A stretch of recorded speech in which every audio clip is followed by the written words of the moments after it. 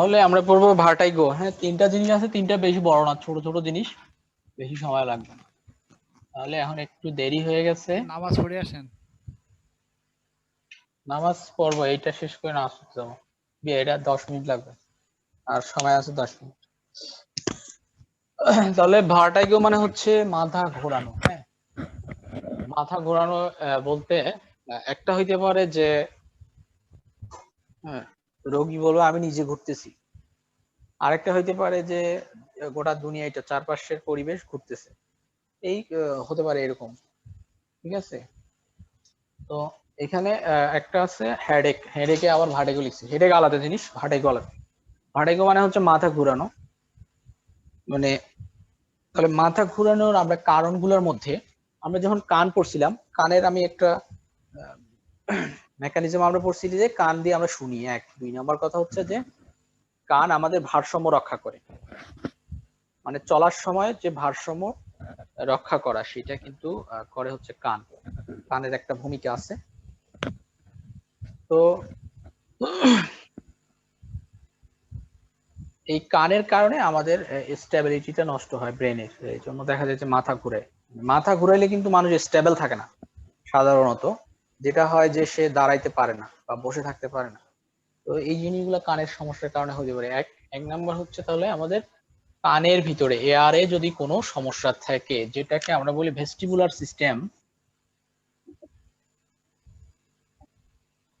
Vestibular সিস্টেমে যদি কোনো সমস্যা হয় কানের ভিতরে, যে কোনো রোগের কারণে হতে পারে অথবা যে কোনো কারণে বলে, সেটা কারণে আমাদের ভার্টিগোটা হতে পারে। আর যেটা হয়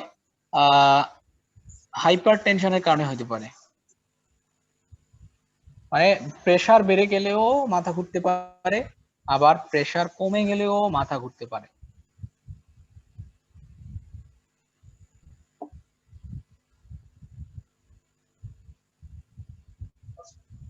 হ্যাঁ, হ্যাঁ, মানে এই সকল কারণে সাধারণত হয়। আর বাকি হচ্ছে যেহেতু এটা ব্রেনের সাথে সম্পর্কিত, আচ্ছা চোখের কোনো সমস্যা হলেও হয় কিন্তু, কারণ আমরা চোখ দিয়ে দেখেই কিন্তু পথ চলি, ব্যালেন্সটা ঠিক রাখি। তাহলে আই প্রবলেম, চোখে যদি কোনো সমস্যা হয়, তাহলে একটা রোগী যখন মাথা ঘোরার কথা বলবে তখন আমাকে অনেক কিছু চিন্তা করতে হবে যে আসলে তার সমস্যাটা কোথায়। হ্যাঁ, তাহলে কানের সমস্যা, ভেস্টিবুলার সিস্টেম যদি সমস্যা হয়, তার কানের কিছু সমস্যার কথা বলবে, যে আমার কানে ব্যথা আছে, বা কান দিয়ে কম শুনি, কানে বিভিন্ন শব্দ শুনি। হ্যাঁ, টিংলিং সেন্সেশন বা বিভিন্ন ধরনের কথা বলবে সে। জি জি শব্দ, মানে কানের কোনো একটা সমস্যার কথা সে বলবে। প্রেশারের কারণে হলে আমরা প্রেশার মেপে দেখবো যে তার প্রেশার বেশি অথবা কম। আই এর প্রবলেম থাকতে পারে, সে বলবে যে আমি চোখ দিয়ে ঝাপসা দেখি, বা বিভিন্ন ধরনের চোখের সমস্যার কথা বলবে। আর একটা হচ্ছে যে আহ, মাথায় যদি, ব্রেনে যদি কোনো সমস্যা থাকে সেই ক্ষেত্রেও ভার্টিগো হতে পারে। তাহলে ব্রেইনের প্রবলেম, তাহলে ব্রেইনে তার একটা যদি হয়, টিউমার হতে পারে, অথবা ব্রেইনে যে আমাদের ফ্লুইড থাকে না, সিএসএফ, সিএসএফ এ প্রেসার বেড়ে যাইতে পারে। হ্যাঁ, এই বিভিন্ন সমস্যার কারণে হতে পারে। সেই ক্ষেত্রে যদি ব্রেন ব্রেন প্রবলেম, ব্রেন প্রবলেমে যেটা আমরা বললাম যে একটা টিউমার থাকতে পারে, তার তার সিএসএফ এর প্রেসারটা বেড়ে যেতে পারে। প্রেসার ইনক্রিজ, সিএসএফ প্রেসার, এই তীর চিহ্ন দিয়ে ইনক্রিজ বোঝায়। ঠিক আছে, এই বিভিন্ন ধরনের সমস্যার কারণে কিন্তু তার ভার্টিগোটা হতে পারে। তবে মেইনলি কিন্তু আমাদের ভেস্টিবুলার সিস্টেমের কারণে, ঝামেলার কারণে হয় বেশিরভাগ ক্ষেত্রে। তাহলে আমার কজটা বের করতে হবে, কজ বের করে তার ট্রিটমেন্ট দিতে হবে। হ্যাঁ, তাহলে এইখানে ব্রেইনের সমস্যা হলে টিউমার, সিএসএফ প্রেসার এগুলো বেড়ে গেলে সে মাথা ব্যথার কথা বলবে রুগী। এক, মাথা ব্যথা, ঘাড়ে ব্যথা, তারপরে ভমিটিং এর হিস্ট্রি দিবে, বমি বমি থাকতে পারে সাথে। ঠিক আছে, এই জিনিসগুলো থাকবে। আর এই হাইপারটেনশনের কথা তো বললাম। ভেস্টিবুলার সিস্টেমও ভমিটিং, নয়শিয়া মানে বমি বমি ভাব, বমি, এগুলা থাকতে পারে। তারপরে সে ব্যালেন্স রক্ষা করতে পারবে না, এই জিনিসগুলো নিয়ে আসবে রোগী। ঠিক আছে, তো এত কিছু হিস্ট্রি নেওয়ার পরে আমরা এক্সামিনেশনের মধ্যে আমরা যেটা দেখবো যে তার, তাহলে কানের ক্ষেত্রে ওই হিস্ট্রি গুলো নিব। আর হাইপারটেনশন আমরা ব্লাড প্রেশার মেপে দেখবো। বাকি চোখের সমস্যা হলে চোখের, তাকে জিজ্ঞাসা করবো যে চোখে কোনো সমস্যা আছে না। ব্রেনের প্রবলেম হলে এটা। ঠিক আছে, মোটামুটি এগুলাই কারণ। তাহলে ট্রিটমেন্টের ক্ষেত্রে আমরা এগুলো জিনিস আসলে এত বিস্তারিত পড়ার কোনো অবকাশ নাই। তাহলে ট্রিটমেন্টের ক্ষেত্রে আমরা কি করব? ট্রিটমেন্টের ক্ষেত্রে এক নাম্বার কথা হচ্ছে যে তাকে আমরা কজটা বের করতে চেষ্টা করব এবং সেই কজ অনুযায়ী ট্রিটমেন্ট করব। যদি তার হাইপারটেনশনের কারণে হয় তাহলে আমরা কি করব? তাকে হাইপারটেনশনের ওষুধ দিতে হবে, অবশ্যই প্রেশারটা কমাইতে হবে। হাইপোটেনশনের কারণে হলে তার প্রেশারটা বাড়াইতে হবে। তাকে আমরা এখানে আইভি ইনফিউশন স্যালাইন দিতে পারি অথবা ওরাল দিতে পারি, মুখে স্যালাইন খাবে। এই সমস্যা চোখের প্রবলেম হলে সে চোখের ডাক্তার দেখায় সেটা ঠিক করতে হবে। আর ব্রেনের টিউমার বা সিএস এর প্রেশার হলে তো অবশ্যই নিউরোলজিস্টকে দেখাইতে হবে। তাহলে আমরা একটা প্রাথমিক তো ট্রিটমেন্ট তাকে দেব। ঠিক আছে, আমি যদি চিন্তা করি যে তার হাইপোটেনশনের কারণে হয়েছে, তাকে আমরা স্যালাইন দিতে পারি একটা নরমাল স্যালাইন, অথবা তাকে আমরা ওআরএস খাইতে বলবো। এই হাইপারটেনশনের কারণে হলে অ্যান্টি হাইপারটেনসিভ, হয়তো সেই রোগী আগে থেকেই হাইপারটেনশনের কোনো ওষুধ খায়, সেটা তাকে আমরা বলবো যে আপনি এটা খেয়ে ফেলেন। ঠিক আছে, বাকি আমরা কিছু ড্রাগস এখন ব্যবহার হচ্ছে, সেটা হচ্ছে কমন যেটা ব্যবহার হয় সিনারন। এটা সিনারন নামে পাওয়া যায়, আবার সিনারন প্লাসও পাওয়া যায়। এটা আমরা তাকে দিব। হ্যাঁ, সে এখন খাবে অথবা 2 বার খাবে। এইটা কিন্তু তার অ্যাবসলিউট ট্রিটমেন্ট না, মানে এইটা কিন্তু প্রকৃত ট্রিটমেন্ট। এই জিনিসটা কি করে, জাস্ট তার মাথা ঘোরাটা বন্ধ করবে। কিন্তু আমি যখন তার একটা কারণ থাকবে পিছনে যে এই কারণে তার ভার্টিগোটা হচ্ছে, ওইটা বন্ধ না করা পর্যন্ত কিন্তু এটা সমাধান হবে না। এটা একটা সাময়িক সমাধান আমরা দিব। বাকি যেইটা তার যেই কারণে হচ্ছে ওইটা অবশ্যই আমাদের সমাধান করতে হবে। ঠিক আছে, মোটামুটি এটাই। সবাইকে বলে দেন যে সরাসরি ক্লাসে আসতে হবে। আচ্ছা, ঠিক আছে, সরাসরি আসেন।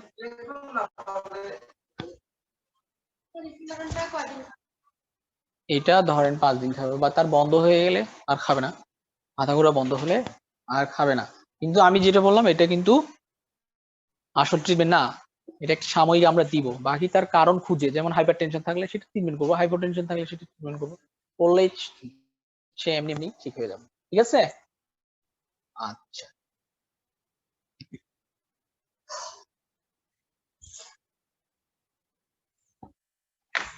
কয়টা বাজে? তাহলে এখন আমাদের থাকবে হচ্ছে হেডেক। এটা আমরা একটু পরে পড়বো। হ্যাঁ, আমি একটু 10 মিনিটের বিরতি, তারপরে অবশ্য 2টাই পড়ানো যাইতো, কিন্তু মাঝখানে একটু গন্ডগোল হয়েছে। আচ্ছা, আপনাদের একটা কথা বলতে বলছে, সেটা হচ্ছে আপনাদেরকে সরাসরি আসতে বলছে, হ্যাঁ, ক্লাস করার জন্য। যাদের একদম প্রবলেম যে আসতে পারবে না, সেই ক্ষেত্রে সে অনলাইনে করবে। কারণ নেটের অনেক প্রবলেম হচ্ছে বা বিভিন্ন ঝামেলা টামলার কারণে ক্লাস মিস হচ্ছে। অন্যান্য ব্যাচগুলো কিন্তু ডাইরেক্ট এসে ক্লাস করতেছে। ঠিক আছে, সেক্ষেত্রে আপনারা, আমি পরে ভুলে যেতে পারি, এটা আগে বললাম। আসসালামু আলাইকুম স্যার। হ্যাঁ, ওয়ালাইকুম আসসালাম। স্যার ক্লাসটা কখন থেকে করাবে, মানে সরাসরি করালে? এই টাইমেই। এই টাইমে তো আসা সম্ভব না স্যার, সীতাকুণ্ড থেকে। সেটা এখন ওই অফিসে কথা বলতে হবে আর কি। এখন আমাকে এটা বলতে আচ্ছা বললো আর কি, বাকিটা অফিসে কথা আচ্ছা, বলবো। ঠিক আছে স্যার। আসসালামু আলাইকুম।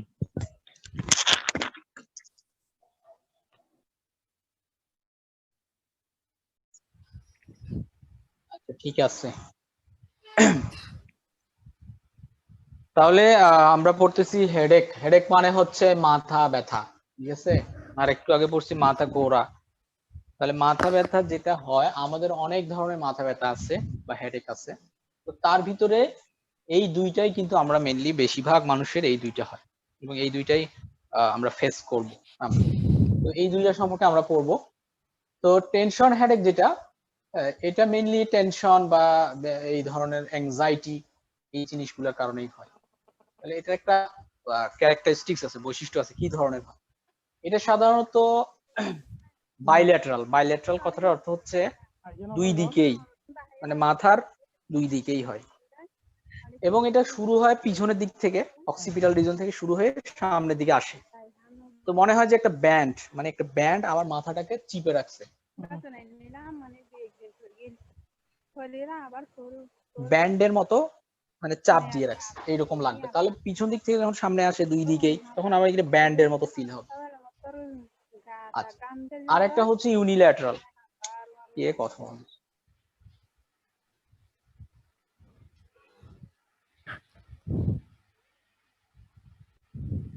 আরেকটা হলো এই মাইগ্রেন হেডেক যেটা হয় সেটা হচ্ছে ইউনিল্যাটারাল হয়। ইউনিল্যাটারাল মানে মাথার এক সাইডে ব্যথা করে, এদিকে এদিকে ব্যথা করে, বাকি অন্যদিকে ব্যথা করে। হ্যালো, হ্যাঁ স্যার, আমাদের এটা বইয়ের কত পৃষ্ঠায়? আমি কি বই পড়ে আসছি নাকি আপনার? আমি আমার এমনি মতো এখানে বলা পাওয়া যাচ্ছে না, এজন্য বলতেছি। বই আমি দেখে আসিনি তো।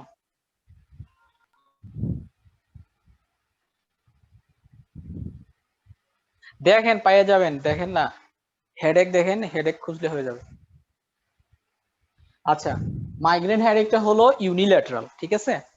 মানে ক্লাসের সময় বই না খুললেই ভালো। ক্লাসের সময় আপনি খাতা লিখবেন, পরে বই খুঁজে এটা মিলাই দেখবেন, তাহলে জিনিসটা নিয়ে আপনার একটু মাথা ঘামানো হইলো, নাহলে তো এখনই তো সব শেষ। আচ্ছা, এটা হলো ইউনিল্যাটারাল, মানে সাধারণত এক সাইডে ব্যথাটা হয়, হ্যাঁ, ওইরকম ব্যান্ডের মতো না।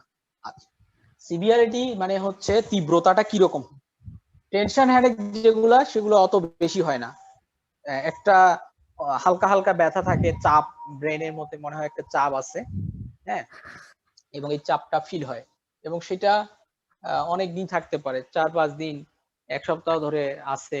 আবার কারো আছে যে এক মাসও থাকতে পারে, যে এরকম মানে ওরকম তীব্র না, কিন্তু দীর্ঘ সময় ধরে থাকে ব্যথাটা। আর ওইটা অনেক সিভিয়ার ব্যথা হয়, হ্যাঁ, সিভিয়ার ব্যথা, অনেক বেশি ব্যথাটা তীব্রতা হয়। এটা হচ্ছে থ্রবিং হয়, থ্রবিং, থ্রবিং হেডেক, থ্রবিং। আর এটা হচ্ছে আমরা বললাম যে ব্যান্ড লাইক, ব্যান্ড লাইক। আর এটা হচ্ছে থ্রবিং। থ্রবিং মানে কি? থ্রবিং মানে হচ্ছে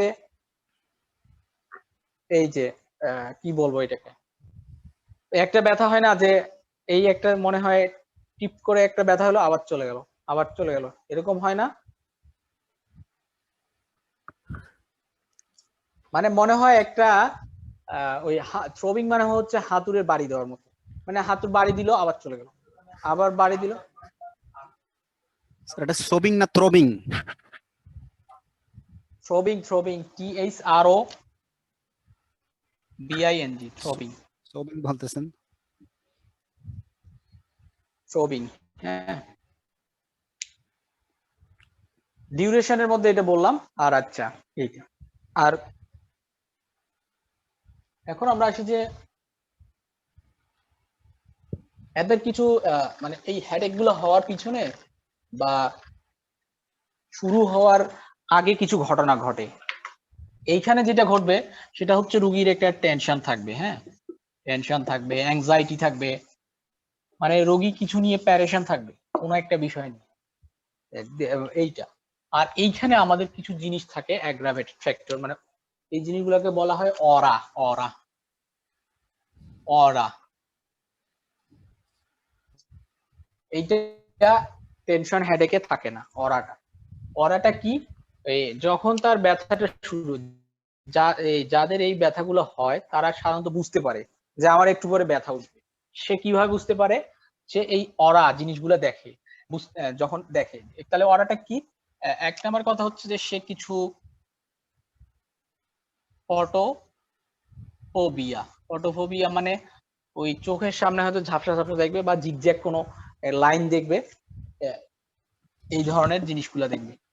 তারপরে এর কিছু ইয়া থাকবে, যেমন লাইটে গেলে, হ্যাঁ, লাইট তীব্র আলোতে গেলে হতে পারে, মানে কিছু একটা তার ফ্যাক্টর থাকবে যেটার কারণে ব্যথাটা শুরু হবে হুট করে। মানে এই জিনিসগুলো ফটোফোবিয়া, লাইট, তারপর হচ্ছে tingling sensation, tingling, tingling sensation, tingling sensation মানে মনে হবে যে কানের ভিতরে কি যেন শব্দ হচ্ছে, কোন একটা ধরনের শব্দ হচ্ছে, অথবা শরীরের কোনো একটা অংশে মনে হয় পিঁপড়া হাঁটতেছে বা এরকম, মানে এই ধরনের জিনিসগুলো সে অনুভব করবে, হ্যাঁ। আলোতে গেলে ঝাপসা ঝাপসা দেখবে বা টিং কি বলছেন এটা? টিংলিং টিং। টিংলিং টিআই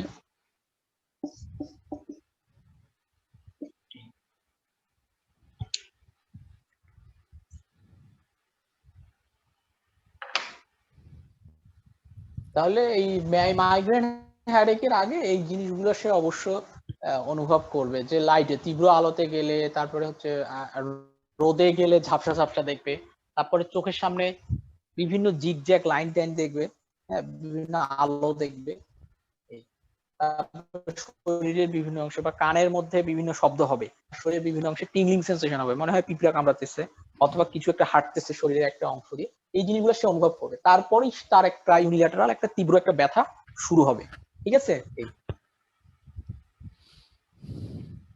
আর টেনশন হেডেকে তো বললাম যে টেনশনে থাকবে, কোনো বিষয় নিয়ে অ্যাংজাইটিতে ঢুকবে সে, এবং এটা এত তীব্র হবে না ব্যথাটা, আর ওইটা অনেক তীব্র ব্যথা হবে, রোগী সহ্য করতে পারবে না, ঠিক আছে? স্যার টেনশন হেডেকের ডিউরেশনটা উইকস টু মান্থস, হ্যাঁ, তার মানে সপ্তাহ থেকে 1 মাস পর্যন্ত থাকবে এটা? এইটা থাকতে পারে, আবার কমও থাকতে পারে, কারো 1 সপ্তাহ থাকবে, কারো 5 দিন থাকবে, এরকম মানে জিনিসটা ওইভাবে থাকবে আর কি। আর এই হলো ঘটনা। এখন আমরা আসি যে এগুলা কিন্তু এরকম ডায়াগনোসিস করার জন্য কোনো ইয়া নাই, কোনো পরীক্ষা নাই, ইনভেস্টিগেশন নাই, এগুলো আমাদের এই সকল হিস্ট্রি নিয়েই বের করতে হবে যে কোন ধরনের হেডেক। টেনশন হেডেকের ক্ষেত্রে আমরা ট্রিটমেন্টটা যেটা হবে, রুগীকে আমাদের কাউন্সিলিং করতে হবে যে আপনি টেনশন করবেন না, হ্যাঁ, রিল্যাক্সে থাকবেন, হ্যাঁ,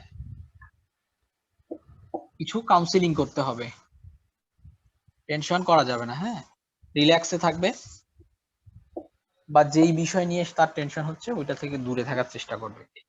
বাকি আমরা এনজিওলাইটিক কিছু দিতে পারি, এনজিওলাইটিক যেমন ধরেন ক্লোনাজেপাম, ব্রোমাজেপাম, এই ধরনের ইয়াগুলা ড্রাগস গুলো আমরা তাকে দিতে পারি টেনশন কমানোর জন্য, হ্যাঁ। যেমন হচ্ছে ট্যাবলেট, আমরা রিভোট্রিল বা রিভোটিভো, এগুলো আরো অনেকগুলো আছে, 0.5 মিলিগ্রাম তাকে আমরা 0.5 মিলিগ্রাম রাতে একটা করে দিব। এমনিতে ওর ঘুম টুম হবে ভালো, সে টেনশন কমে গেলে এমনি ব্যথাটা চলে যাবে, অনেক সময় ওষুধ নাও লাগতে পারে। আর মাইগ্রেন হেডেকের ক্ষেত্রে যেটা হয়, মাইগ্রেন হেডেকের একটা হচ্ছে অ্যাকিউট অ্যাটাক হয়, মানে হঠাৎ করে তার তীব্র ব্যথা হলো, সেই ক্ষেত্রে আমার ব্যথাটা আগে কমাইতে হবে। আর একটা হচ্ছে যে ওইটা যেহেতু রিকারেন্স হয়, মানে বারবার হয়, সেই জন্য ওইটা প্রিভেনশনের জন্য কিছু ড্রাগস আছে যেগুলো আমরা প্রিভেনশনের জন্য ব্যবহার করি। তাহলে এটাতে আমরা অ্যাকিউট অ্যাটাক আসলে অবশ্যই তাকে ব্যথাটা কমানোর জন্য আমরা কোনো অ্যানেসাইড দিতে হবে তাকে। অ্যাকিউট অ্যাটাক মানে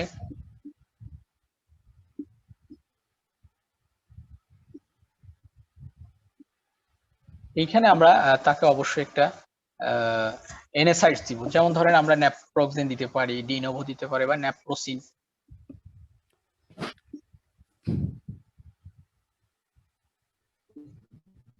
দিয়ে তার ব্যথাটা দ্রুত কমাইতে হবে। স্টেট দিব, স্টেট, মনে করেন আজকে সারাদিন ব্যথা হচ্ছে, আজকে সে খাবে হয়তো 2টা বা 3, এই একটা। 2 নাম্বার হচ্ছে প্রিভেনশনের জন্য আমরা যেটা ব্যবহার করি, প্রিভেনশনের জন্য সে প্রোপানল খাবে ট্যাবলেট, যেমন ধরেন প্রোপানল কি হিসেবে পাওয়া যায়, ইন্ডেভার, এটা মনে হয় 10 এটা সে খাবে, তা চলবে। এছাড়াও আমরা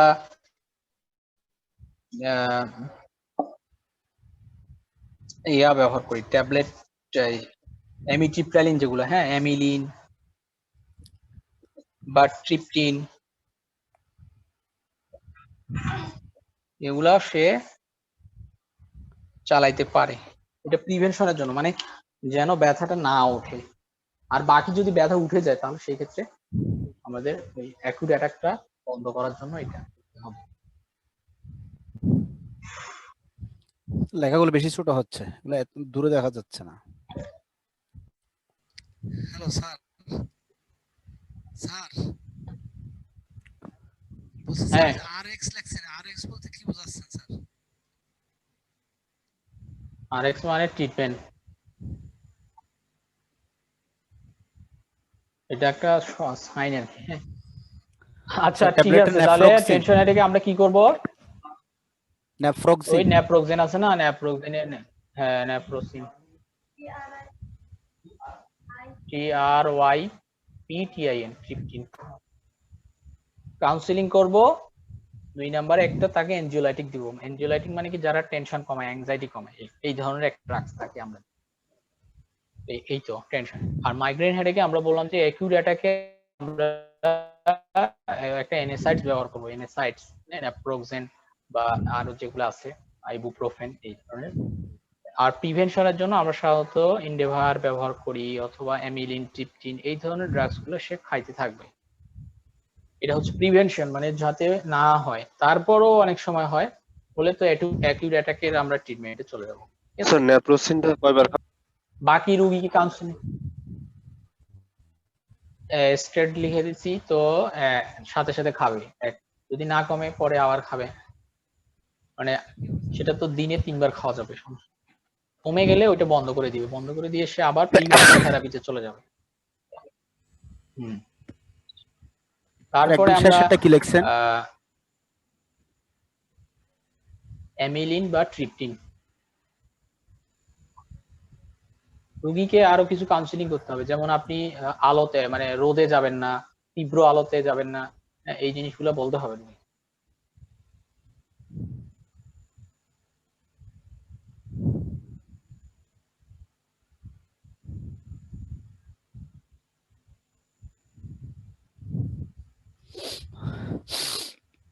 হেডেকের কিন্তু বিভিন্ন কারণ থাকতে পারে। হ্যাঁ, কারণের মধ্যে এটা তো বললাম যে টেনশন হেডেক, মাইগ্রেন হেডেক, এছাড়াও অন্যান্য কারণে তো হেডেক হতে পারে। যেমন ধরেন তার ব্রেনে কোনো টিউমার আছে, এটা একটা।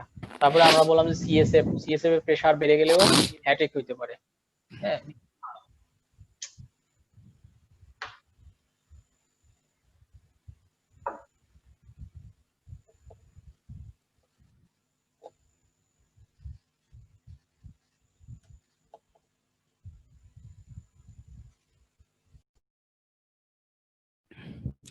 Hello,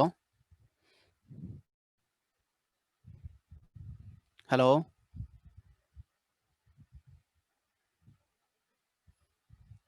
hello,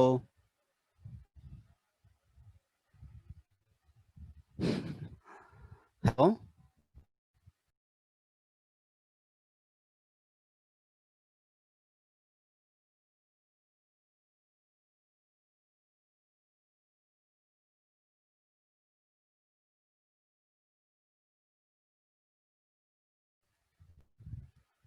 hello.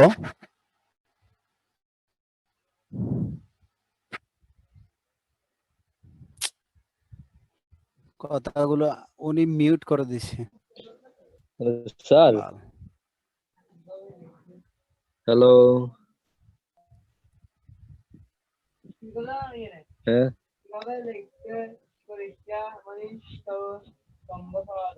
Sir mute করে দিছেন। এটা কোথায় ক্লিক করতে, কোথায় ক্লিক করে ফেলে।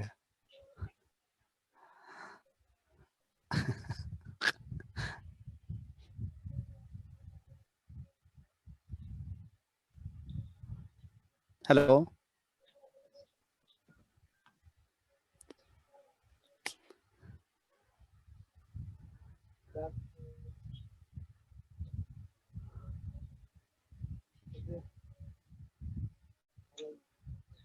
তো স্যার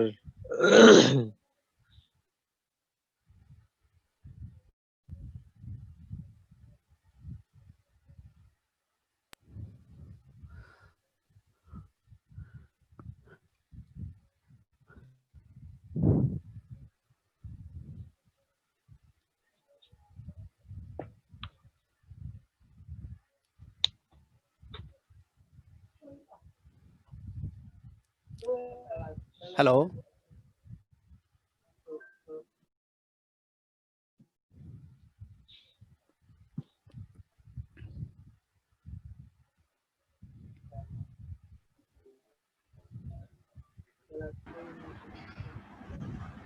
না স্যার, আপনার কথা শোনা যাচ্ছে না।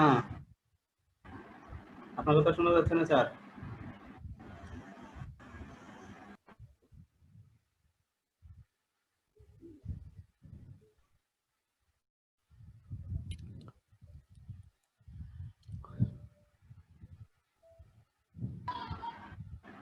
Hello,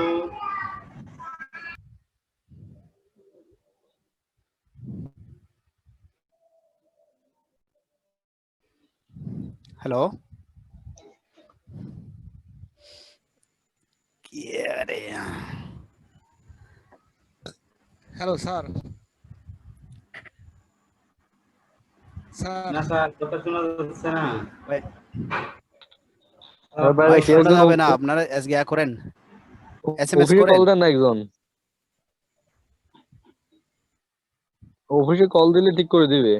hello sir, sir try করতেছে কিন্তু ঠিক করার জন্য, বুঝছেন? ও আচ্ছা, ভাই সারা পারে না এগুলো, স্যারের ওই পাশে যে ভাই আসতে হবে। আরেক স্যার আইছে তো।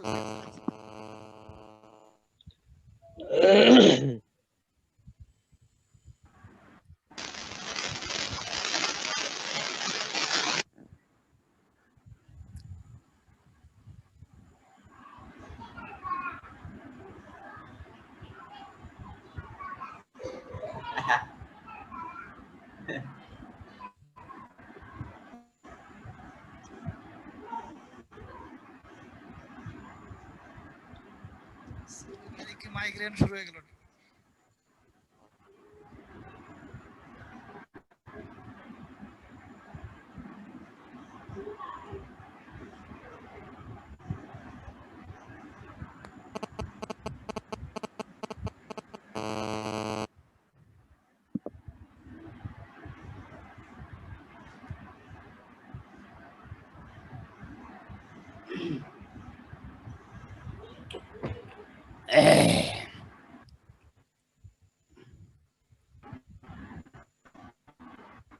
হ্যালো, উত্তরি বলো।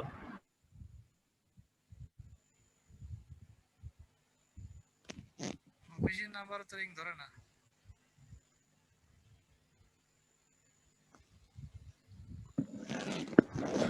আগামীকাল থেকে ওখানে যে চলে যেতে হবে, এভাবে ক্লাস করা যাচ্ছে না। সরাসরি হলে ভালো হবে। সরাসরি কয়জন যাবে? কষ্ট আপনি হলে ওখানে গিয়ে ক্লাস করতে হবে। আপনি গেলে যে স্যারের যখন যে সমস্যা যখন যান্ত্রিক হয় তখন তো স্যার ক্লাস করায় না, যে স্যার বসে আছে। একটু কষ্ট হলে ওখানে গিয়ে করতে হবে, আর কি করার। অনেক ক্লাস এরকম ডিস্টার্ব দিয়ে দিয়ে চলে যাচ্ছে। আপনি আপনি আছেন কত দূর তাই বলেন। হ্যালো, হ্যাঁ, আপনি কত দূর আছেন, মানে কোথায় আছেন? আমি তো পাশে, একদম পাশে। এখানে পাশেই থাকলে তো আপনার চলে আসাই উচিত, হ্যাঁ, হ্যাঁ। কারণ এটা তো আবার টিভি দিয়ে রাখবেন, তখন আবারও দেখা যাবে না। না, চলে যেতে হবে আগামীকাল থেকে। বাসায় বসে থেকে ক্লাস করা যাচ্ছে না। ঝাপসা, আওয়াজ আসতেছে না। আপনি কি মোবাইল থেকে না, আপনি মোবাইলে না কম্পিউটারে?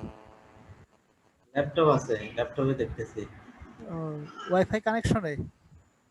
ওয়াইফাই দিয়ে।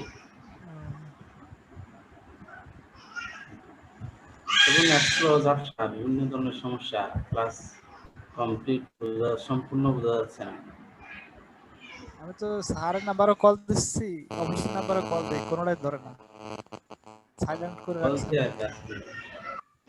করবে কি হবে? স্যার এখানে কাজ করতে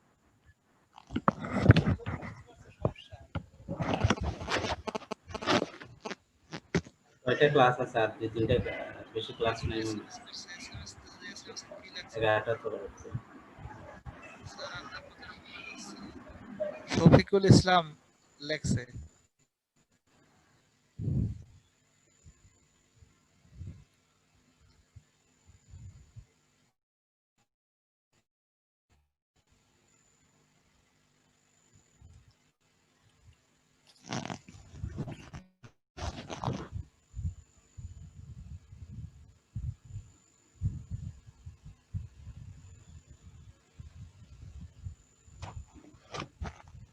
সাউন্ড শোনা যাক বা না যাক, স্যার শুরু করে দিচ্ছে, সমস্যা নেই।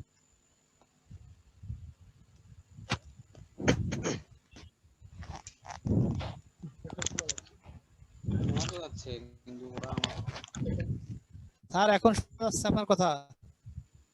এখন শোনা শোনা যাচ্ছে? যাচ্ছে। হ্যাঁ হ্যাঁ যাচ্ছে স্যার। ঠিক আছে।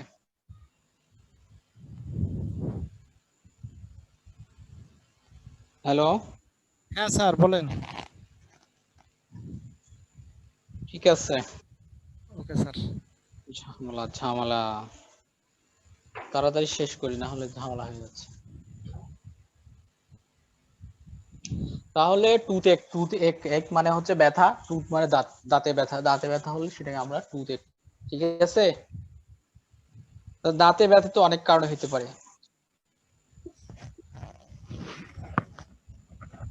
এক নম্বরে কথা হচ্ছে যে ইম্প্যাক্টেড ফুড or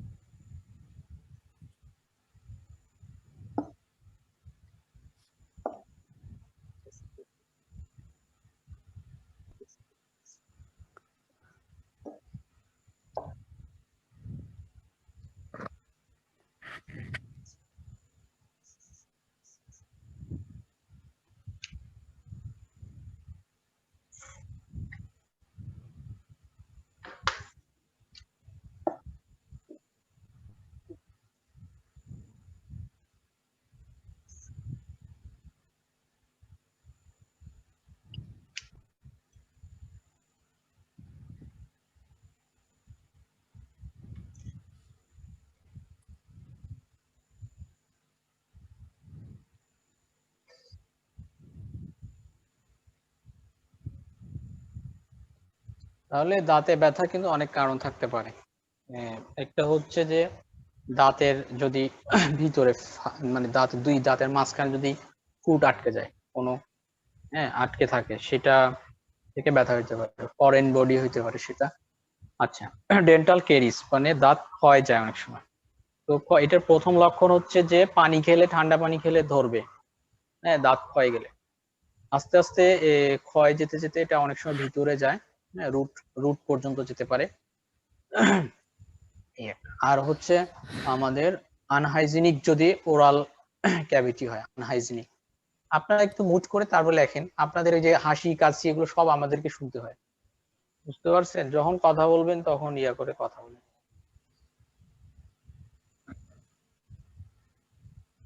তারপর হচ্ছে জিঞ্জিভাইটিস হইতে পারে, মানে জেঞ্জিভাতে যদি ইনফেকশন হয়। এটার একটা হচ্ছে আমাদের হচ্ছে স্কারভি যদি হয়, মানে ভিটামিন সি এর অভাব হলে স্কারভি, এগুলা কারণে দাঁতে ব্যথা হইতে পারে। আবার অনেক সময় হচ্ছে আমাদের উইজডম টিথ একটা ওঠে, মানে আক্কেল দাঁত যেটা বলে, wisdom teeth, WIS, wisdom teeth. Wisdom টিথটা যখন উঠে মানে পাওয়া যায়, তখন কিন্তু ব্যথা হতে পারে। ব্যথা হতে পারে মানে এটা হয়, এবং সেটা অনেক বেশি ব্যথা। সেই ক্ষেত্রে আমরা উইজডম টিথ অনেক সময় অনেকে তুলে ফেলে, আবার অনেকে থেকে যায়। হ্যাঁ, বেশি ব্যথা হলে অনেক সময় তুলে ফেলতে হয়। এই কারণগুলোতে আমরা দাঁতের ব্যথা অনুভব করতে পারি। স্যার ফরেন বডিতে কি? ফরেন বডি মানে, ফরেন বডি বলতে কোনো জিনিস যদি মাছের কাঁটা ধরেন একটা ঢুকে থাকলো ভিতরে, মাড়ির ভিতরে, এইটা আর কি। বা ইম্প্যাক্টেড ফুড হইতে পারে, যেমন মাছ মাংসের একটা ইয়া ঢুকলো, বা অন্য কোনো জিনিস ঢুকলো, তখন সেটা জমা হয়ে থাকলে ব্যথা হইতে পারে। তাহলে আমরা মেইনলি এখানে ট্রিটমেন্ট যেটা, সেটা কিন্তু মেইনলি হচ্ছে প্রিভেনশন। প্রিভেনশন বলতে আমাকে একটা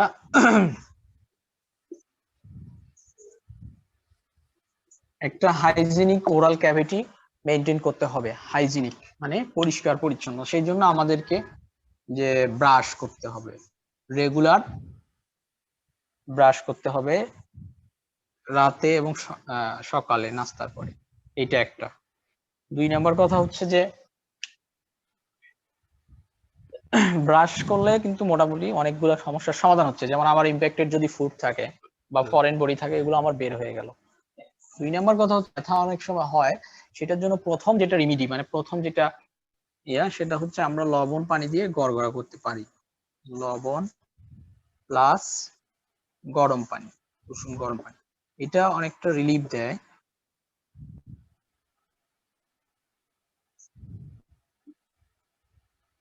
ব্যথাটা। হ্যাঁ।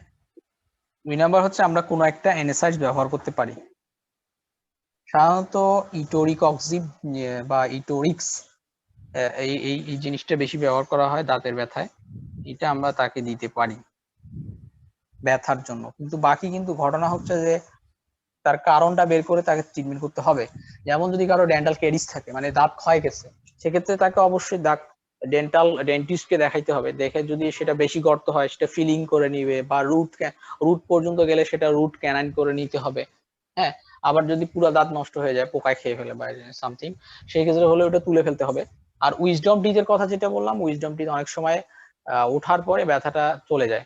আবার অনেকের ব্যথা থেকে যায়, সেটা যদি বাঁকা হয়ে ওঠে বা হয় সামথিং, সেই ক্ষেত্রে আমাদের ওইটা তুলে ফেলতে হয়, হ্যাঁ, ডেন্টিস্টের কাছে গিয়ে। বাকি তাহলে আমরা ব্যথার ওষুধ খাবো, গ্যাস্ট্রিকের ওষুধ খাবো, লবণ পানি গড়গড়া করবো, এই আমাদের কাছে এইটাই। বাকি তারপরে ওকে যেতে হবে ডেন্টিস্টের কাছে বাকি যেগুলো আছে করার জন্য। ধরুন আমরা তো ফিলিংও করতে পারবো না, রুট ক্যানাইনও করতে পারবো না, বা বাকি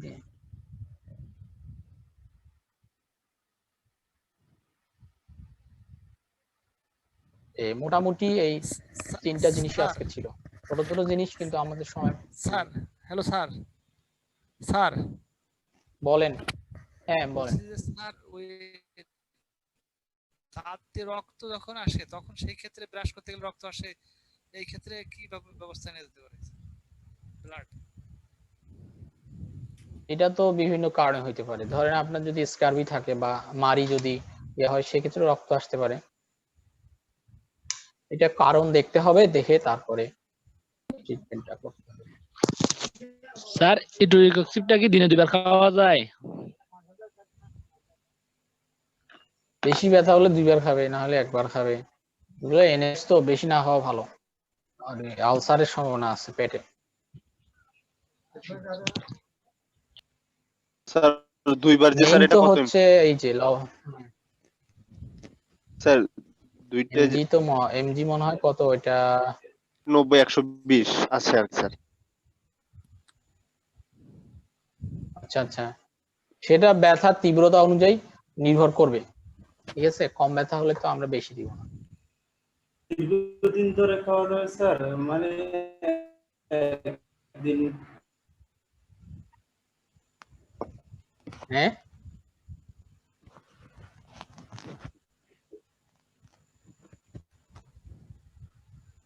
স্যার অনেক সময় দাঁতের মধ্যে ইনফেকশন হয়ে যায়, মানে গন্ধ বের হয়, পুষ বের হয় স্যার, এটার জন্য স্যার হচ্ছে মানে আবার খেতে কোনো পারবে কি চিকিৎসা? সেই ক্ষেত্রে তো ডেন্টিস্টের কাছে গিয়ে আপনার করতে হবে। ওরা করে, যেটা করে ওয়াশ করে দেয় তো, স্কেলিং।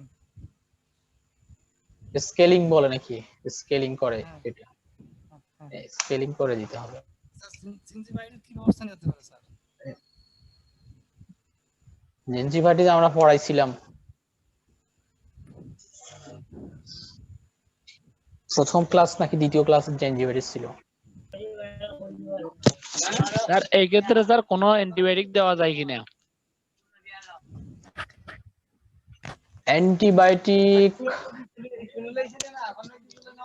অ্যান্টিবায়োটিক দেওয়ার চেয়ে ভালো হচ্ছে তাকে ইনফেকশনের যে সোর্সটা বের করে ওইটা করা।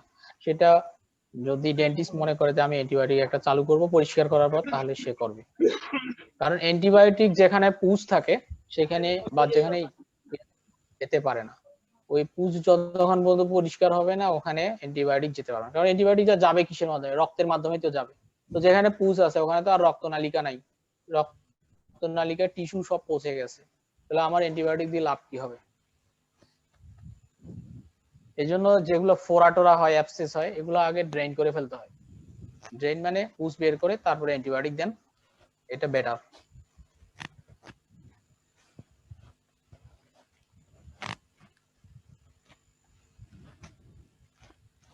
আর কোনো প্রশ্ন আছে? না থাকলে শেষ করো। স্যার আপনি বললেন যে উইজডম টিপ ঢাকায় উঠলে তুলে ফেলতে হবে, এখন ওখানে তুলে ফেললে কই দাঁত ফিরে আবার উঠবে ওখানে? হ্যাঁ যেটা উইজডম টিপ সেটা বললেন যে জি জি, ঢাকায় হ্যাঁ উঠে ব্যথা হয়, সেই ক্ষেত্রে প্রয়োজনে তুলে ফেলতে হবে। এখন ওটা কি তুললে কি আবার নতুন করে উঠবে ওইটা? নতুন করে কেন উঠবে? ওই যে তাহলে তুলে ফেললে তো স্যার আর না উঠে